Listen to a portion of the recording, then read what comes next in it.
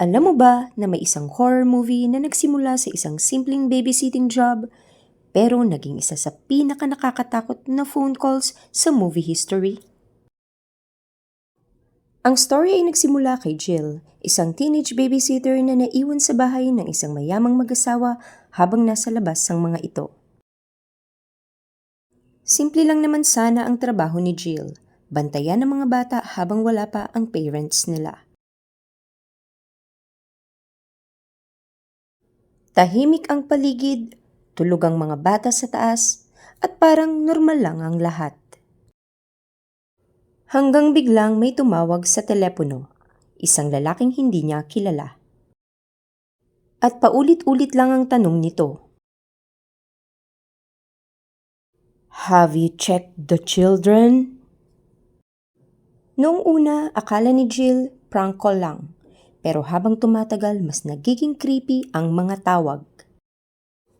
Kaya tumawag na siya sa pulis para humingi ng tulong. Sinabi ng pulis na ititrace nila ang susunod na tawag para malaman kung saan nanggagaling.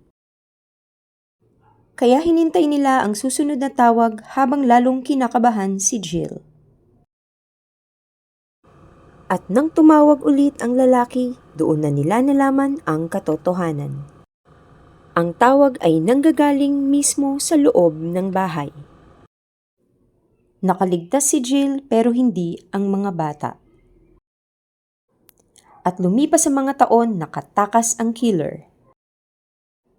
At ngayon hinahanap siya ng pulis dahil nanganganib ang mga taong pwede niyang makasalamuha. Dahil sa pelikulang ito, naging isa sa pinaka-classic horror scenario ang mga creepy phone calls sa loob ng bahay. Marami pang kaabang-abang at mga nakakakabang eksena sa movie na ito. Kung trip mo ang mga slow burn, suspense at classic horror, siguradong kakabahan ka sa movie na ito.